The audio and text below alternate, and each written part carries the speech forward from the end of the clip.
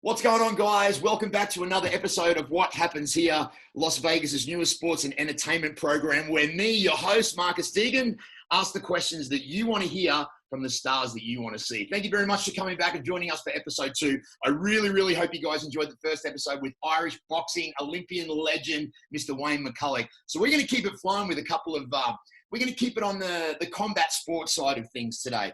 Oh, man, I'm really pumped about this next interview, guys. Now, look, I want to talk about something. You know that we're all combat sports fans, whether it be boxing, whether it be MMA, whether it be jiu-jitsu, whatever it boils down to. We love it when it comes to combat sports. Well, today we're taking it up to a different level. Now, I don't know if you guys have ever heard of the Bare Knuckle Fighting Championships. Let me just give you a little bit of background on this before I do this first intro. This is one of the original combat sports. Back in the 1800s, they didn't use boxing gloves. They didn't use pads. They used nothing. They used their bare knuckles. See this right here? That was their boxing glove. The Bare Knuckle is actually a pretty new promotion, only a couple of years old. Matter of fact, they really had a lot of trouble getting this sanctioning commission. I think like they tried they got denied 23 times. Finally it happened, and it's something that a lot of people want to see. It's the first organization, the first Bare Knuckle organization that's been sanctioned in commission, and now it's legal in 6 different states, and I'm hoping that that's going to be building.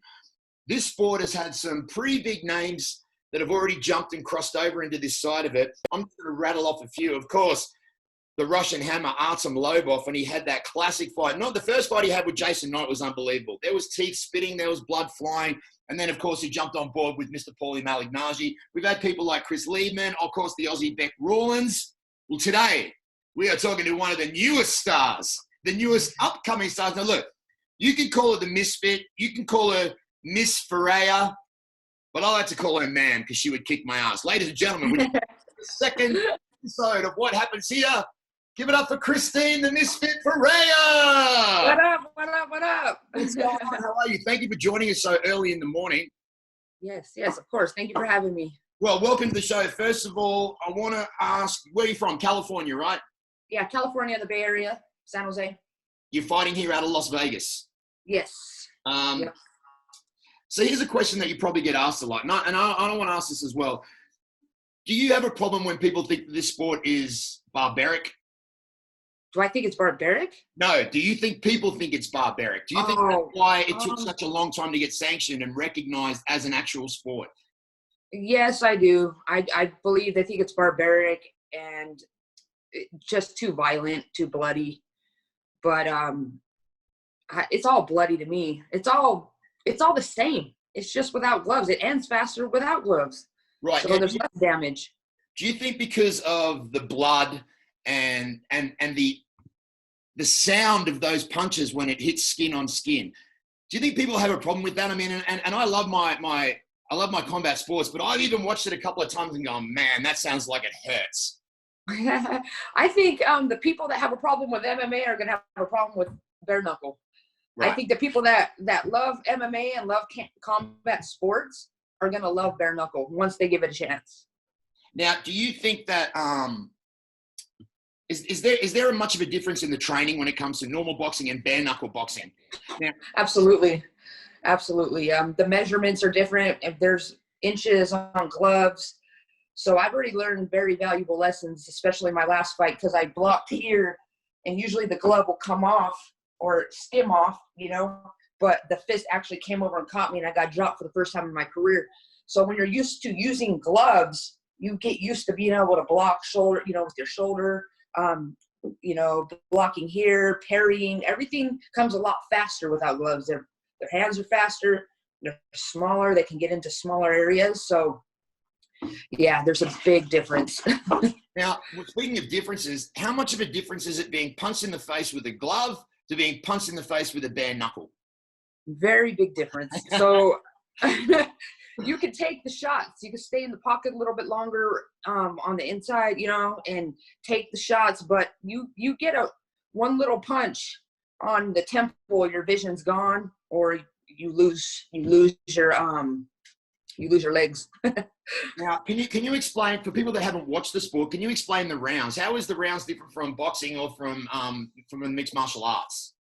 Well, it's a 2-minute round, so you got to get busy quick because it goes by extremely fast. a 10-minute fight, so 5 rounds, and I believe they're starting soon. I don't know the date. The championship rounds will be 7 now, but the 2-minute rounds go like that. So just like when an MMA guy or girl's warming up in their round, our round's over.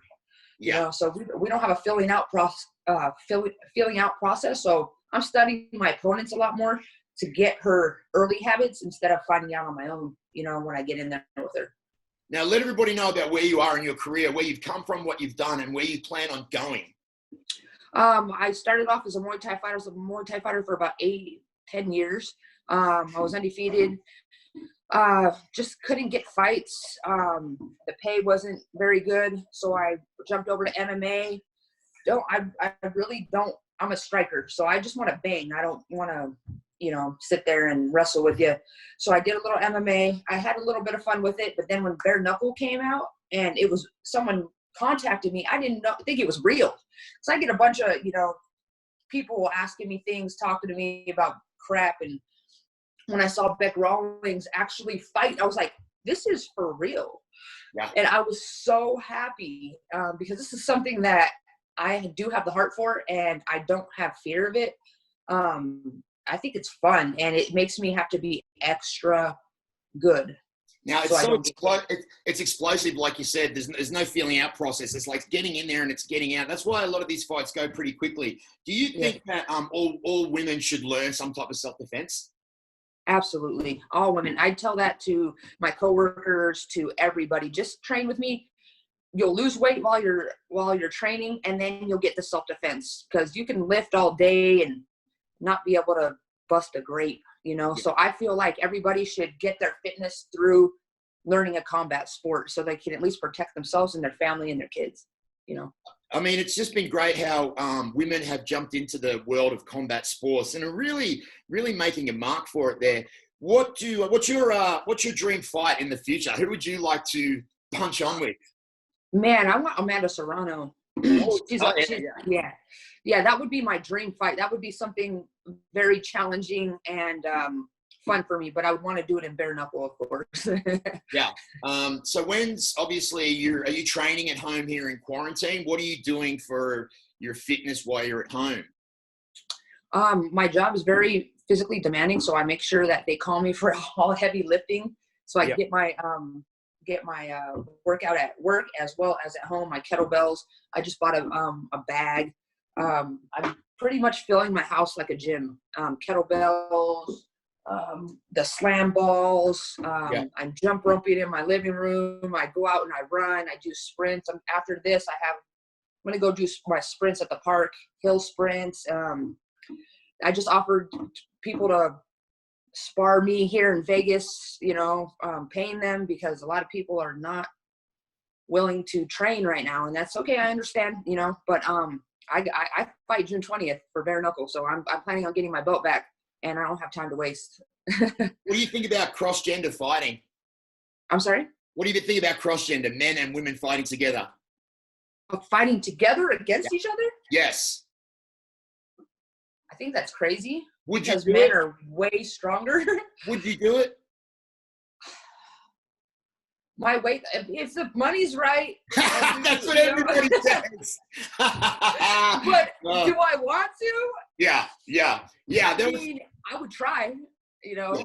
Well, that was a random question from some of the fans. I'm going to ask you a couple of fan questions that we got over the internet the other day. All right. So someone from Las Vegas says, are you an extrovert or an introvert? I'm a little bit of both. So I've learned I was an extrovert, then I went introvert. Now I'm going a little bit more extrovert. Yeah. So I go through my stages in life, and like sometimes I don't want to be around anybody. And I think it is fighting though. I think fighting makes me go within a lot. And maybe I'll be different when I retire, but I keep my circle small, but I love people. You know, it's not that I don't love people and stuff like that. Everybody has, like, they want to party, they want to eat bad, they want to do all this, and I'd love to do that too. So like being around them, I'll do that. So I kind of stay to myself. So I don't know if that's considered introvert. Yeah. or just be disciplined. So, you know what? There was a lot of marriage proposals for you, actually. From there weren't even questions; they were like proposals. We've already answered the dream fight. What would you do if you weren't fighting? Which is another question from Ireland, actually. Wow. Probably be insane somewhere. Yeah. I'd probably be fighting my coworkers. Yeah, that's funny. That's a good answer. That's an awesome answer. Well, yeah. So there was a lot of marriage proposals, a lot of love hearts, a lot of man, she's hot, a lot of this and that. That's awesome. You guys can say that yourselves. I tell you what, we are really, really looking forward to seeing where this goes in the future. We're going to put all of your social media handles on at the end of the clip. We want people to follow this girl. I want you to jump on her Instagram and have a look. I mean, if you want to go and have a look at if you want to look at some brutality with skill and hand-to-hand combat, the way it's supposed to be done, then go and check out the Bare Knuckle. Go and check out Christine Ferea. And I just want to say, on behalf of myself, you've been an absolute dream to talk to. And thanks very much for coming on the show. I hope we can catch up again with you in the future, find out where you're going with your career. Thank you very much for joining us here today, Christine. Thank you. Anything you want to say or plug before we go? Veteran Farms, thank you. Never Tap Canada. I just want to thank Bare Knuckle Fighting Championship, Dave Feldman, for giving me a chance to shine in my last couple of years of my career. Thank you to all my fans and my supporters, Johnny Tokos. Thank you everybody that's participated in my success, and Hard Knocks Muay Thai as well. You're an absolute warrior. Thank you so much, Christine. Thank you so much. Hey guys, Marcus here. Today's episode was proudly sponsored by Team Guilty Clothing, Conquered Apparel, Rise Fight Gear, Molcata Clothing Wear. How could we forget Fit Guru Fight Retreats in Las Vegas? Of course, Wildcats for all your cannabis needs. And of course, Baller Balm for when your beard needs to be money. Today's episode was fueled by Proper 12, the finest, the tastiest liquid gold on the planet.